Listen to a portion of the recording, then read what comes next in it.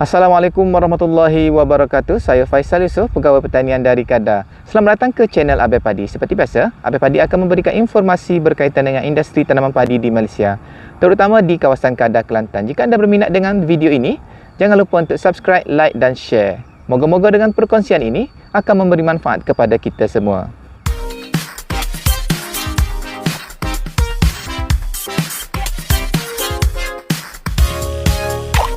Welcome back guys, selamat kembali ke channel Abai Padi. Tajuk video Abai Padi pada kali ini adalah berkaitan dengan pengurusan rumpai dalam tanaman padi. Kita mulakan dulu dengan definisi rumpai. Apakah yang dimaksudkan dengan rumpai? Rumpai adalah tumbuhan atau tanaman yang tidak diperlukan dan mengganggu aktiviti manusia.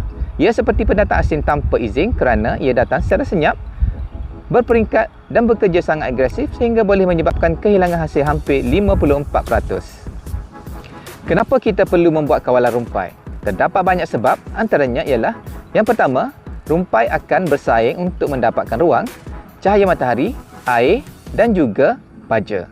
Yang kedua, rumpai akan menjadi perumah atau hos kepada serangga, perosak dan juga penyakit. Yang ketiga, rumpai akan menyukarkan aktiviti petani seperti aktiviti semasa meracun dan juga membaja. Yang keempat, rumpai akan meningkatkan kos, terutama kos buruh dan juga kos input pertanian. Yang kelima, rumpai akan mengeluarkan bahan yang dinamakan alilofatik yang akan menyebabkan pertumbuhan pokok padi akan terbantu. Dan yang keenam, rumpai akan menurunkan kualiti dan kuantiti hasil padi sekaligus akan menjejaskan pendapatan petani di akhir musim penuaian. Apakah kaedah yang boleh digunakan untuk menghapuskan rumpai yang ada dalam tanaman padi? Terdapat 4 kaedah yang biasa diamalkan di Malaysia. Yang pertama adalah kaedah secara manual, iaitu dengan mencabut atau rogging. Yang kedua, kaedah secara mekanikal, iaitu dengan menggunakan mesin rumput atau alat mekanisasi pertanian yang lain.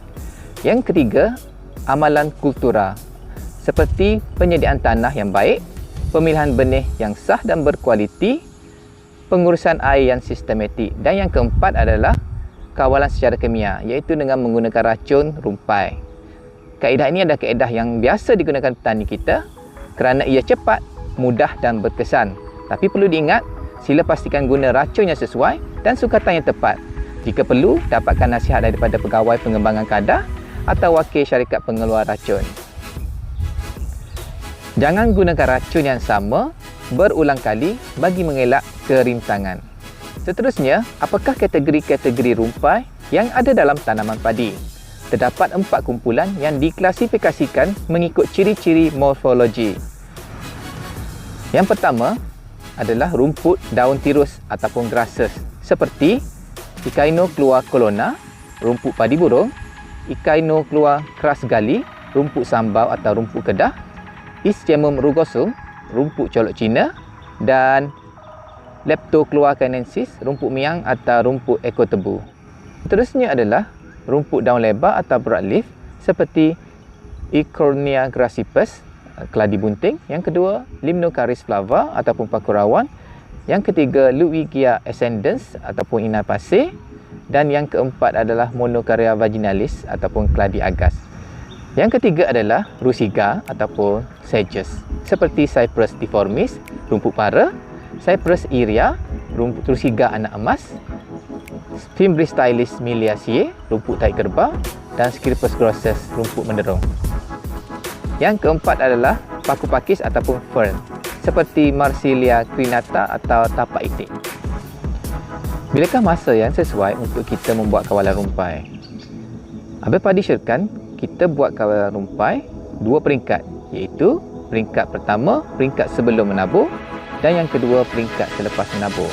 Bagi peringkat sebelum menabur, Abai Padi syorkan kita gunakan racun yang mengandungi bahan aktif seperti glyphosate, glufosinate ammonium dan metsulfurometil bagi menghapuskan jerami, saki-baki rumpai dan juga padi batak.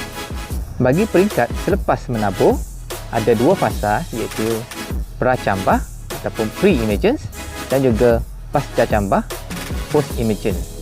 Bagi peringkat pra-cambah, Abai Padi syorkan tuan-tuan guna racun yang mengandungi bahan aktif seperti Pretilaklor, Fentrazamic, Thiobencap, Clomazone, Oxyflophon, Metolachlor, pendimetalin dan juga imazapik.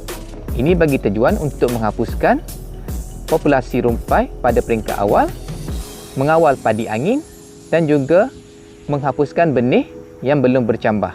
Bagi fasa selepas cambah ataupun post emergence, tuan-tuan boleh menggunakan racun yang mengandungi bahan aktif seperti propanil, bispyrobate sodium, C-halophosbutyl, fexonaprop P-ethyl, quinclorac, MCPA potassium, pyrozosulfuron ethyl, bensulfurometil 2,4-D dan yang paling famous adalah fluopyroxyfen benzil. Itu saja perkongsian untuk kali ini. Jangan lupa untuk like dan share channel Abel Padi. Assalamualaikum warahmatullahi wabarakatuh.